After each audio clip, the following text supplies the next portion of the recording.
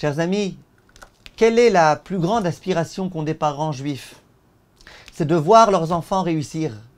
Réussir d'une façon générale et réussir plus particulièrement dans le chemin de la Torah et des mitzvot et de la Yirat Shamayim. Quel est le conseil pour que nos enfants réussissent? Il y en a plein. Mais le conseil numéro 1, c'est de prier. La tfila, c'est la chose la plus importante pour que nos enfants puissent réussir. Ainsi que le Steipeler disait, si il arrive que dans nos prières quotidiennes, on ne prie pas pour nos enfants et qu'on ne pleure pas pour nos enfants, qu'on ne s'étonne pas ensuite qu'on n'ait pas de réussite dans l'éducation de nos enfants. C'est donc la chose principale.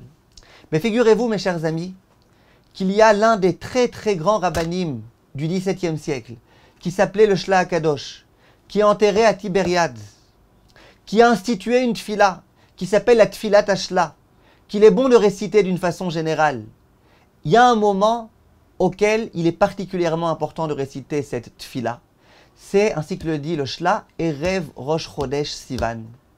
Dans cette tfila-là, on prie pour la réussite de nos enfants dans tous les domaines et pour qu'ils puissent trouver Bezrat Hashem des épouses et qu'ils puissent réussir dans la Torah et dans la Parnassa et tout le reste. Et le Rav dit, j'aimerais vous lire dans les mots, Chal alenu chovat atfila ubakasha Hashem yitbarach bechol tzorkenu.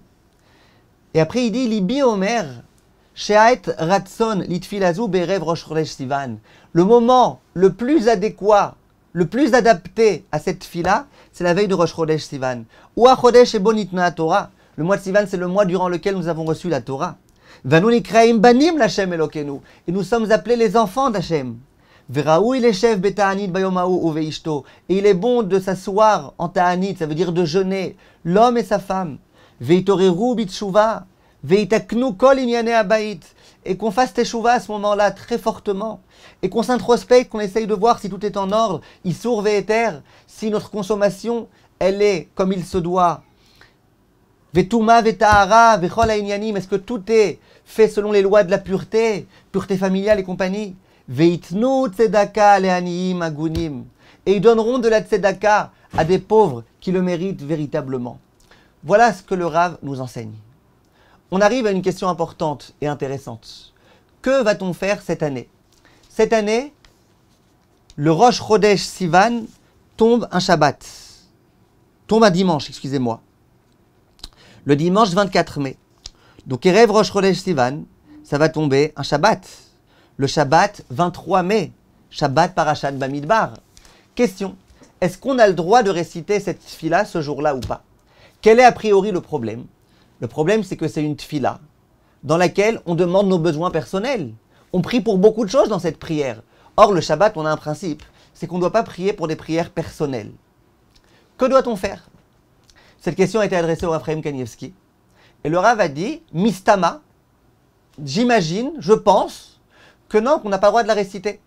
Et si tu me dis, mais c'est obligé de la réciter la veille de Rosh Chodesh Sivan, dit le Rav, non, tu peux la réciter l'avant-veille. Quoi, faut forcément Erev Rosh Chodesh. Et si tu fais l'avant-veille, c'est pas très grave.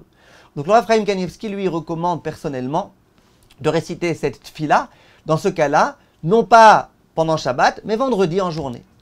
Il faut savoir que beaucoup d'autres rabbanim, tels que le Rav Eliashiv, et tels que le Rav Ovadia Yosef, et d'autres, ont écrit et ont stipulé qu'il était autorisé de réciter cette bracha, cette tfila, la veille de Rosh Chodesh, bien que ça tombe un Shabbat. Et pourquoi?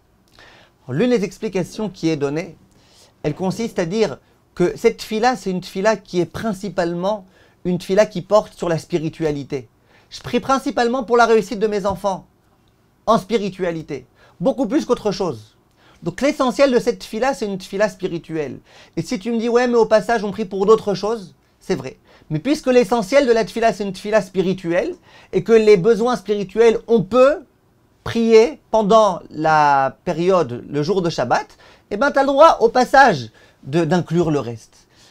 Et donc, conclusion, ceux qui veulent se reposer sur cette opinion ont tout à fait le droit, c'est tout à fait recommandé, et en tous les cas, on peut aussi, si on a peur et qu'on craint, on peut réciter que les parties spirituelles de cette prière et laisser de côté les autres parties, dans cette occurrence-là où ça tombe un Shabbat.